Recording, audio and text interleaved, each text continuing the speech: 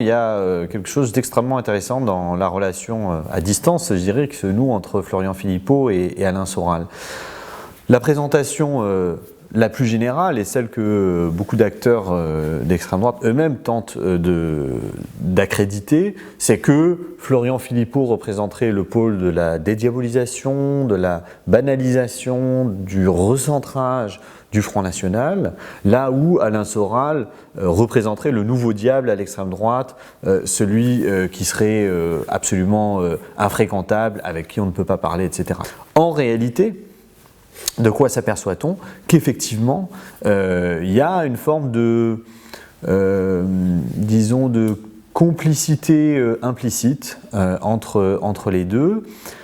qui se traduit par le fait que Florian Philippot ne fait que très rarement, si ce n'est jamais, l'objet de critiques de la part d'Alain Soral, et on sait que Alain Soral et Égalité et Réconciliation ne sont pas avares d'attaques et de critiques extrêmement virulentes, y compris au sein même du milieu de l'extrême droite, y compris contre Marine Le Pen d'ailleurs,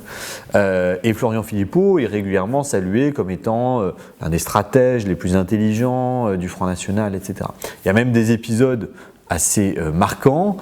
qui trahissent, je dirais, cette complicité objective. Par exemple, face à Manuel Valls, dans une émission de télévision, Florian Philippot a conclu une diatribe en reprenant le fameux « quand même »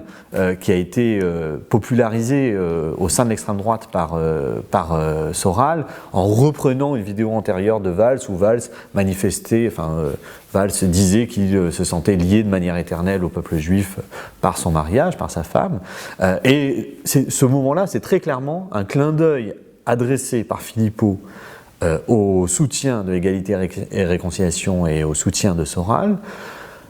Clin d'œil qui est suffisamment discret pour que le journaliste sur le plateau ne le remarque pas et ne sache pas de quoi il s'agisse, alors que Manuel Valls lui-même a très bien compris de quoi il s'agit, on le voit se décomposer dans cette vidéo. Et surtout, ce qui est très intéressant, c'est qu'ensuite cette vidéo a été reprise par Égalité et Réconciliation et par toute la galaxie, je dirais, qui gravite autour, en disant Philippot a glissé une belle quenelle à Valls, etc., etc.